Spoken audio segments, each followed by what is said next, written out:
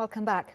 The Independent Electoral Commission has partnered with social media giants as well as non-profit organisation Media Monitoring Africa to curb disinformation ahead of the country's elections next year. The Commission says digital media has seen a surge in propaganda, particularly on social media platforms. And if left unchecked, this could undermine the conduct of credible elections. To discuss this further, I'm joined by Media Monitoring Africa Director William Bird. Thank you very much, Mr. Bird, for your time this evening. Let's start off, if you could, give us some practical examples of the effects of disinformation on elections. Because for many of us, the kinds of information we consume is packaged very much in the format of news on digital platforms. So it doesn't immediately strike us as disinformation, and we might not ourselves on a small scale understand the bigger impact it has. So very often disinformation can seem fairly innocuous, and it can range from things like we've seen in years previously, for example, saying that you have to take your own pen or pencil with you when you go to vote because the IEC won't let you use theirs, or it can range to things where it says that they've changed the date of voting, or it can become more serious and suggest that you're not allowed to vote if you've got long fingernails because they can't use the ink on your nails, for example.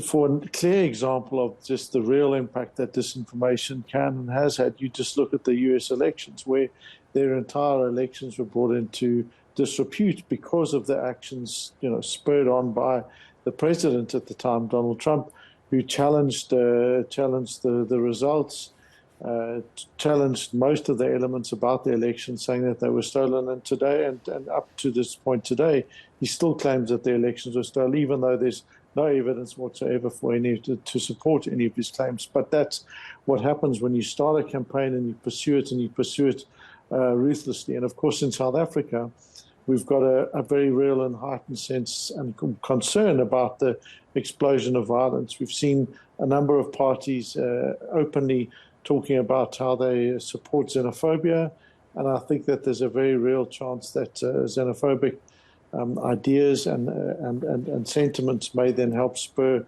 particular incidents of violence. And for people that are seeking to undermine our democratic state, there are a lot of tools and abilities for them to do so. Looking at the context of elections, one might be forgiven for thinking that the only people who stand to gain from disinformation around the elections are political parties themselves. But that might not be the case. No, I mean, there are a number of agents that can, look to gain from mis and disinformation. Sometimes it may be foreign entities. You've seen foreign interference by a number of countries across the world.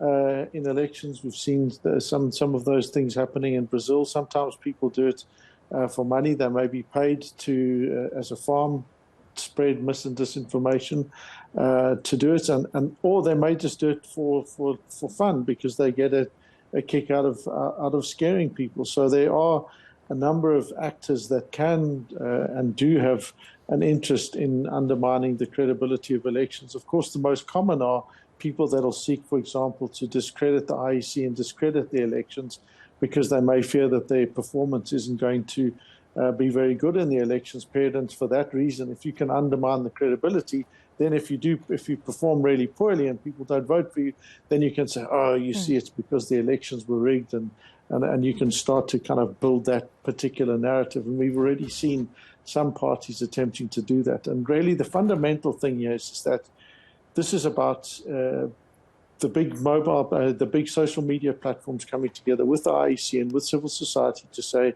we're not going to tolerate these kinds of actions in our elections because our democracy is simply too precious.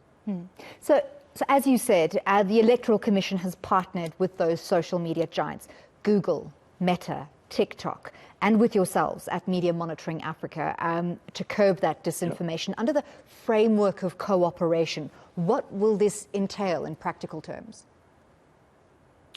So in practical terms, it's about the fact that we've been having meetings for probably about a year now, meeting regularly to discuss what's happening with the elections, what sort of plans we need to be putting in place in the lead up to elections, and making sure that as and when things do happen, the platforms are there and are ready and willing to cooperate. And it's such an important step that the platforms, these are global brands and entities, bearing in mind that they're saying, yes, we understand and we recognize the importance of the elections, and we agree that we need to work together in order to act against these particular threats.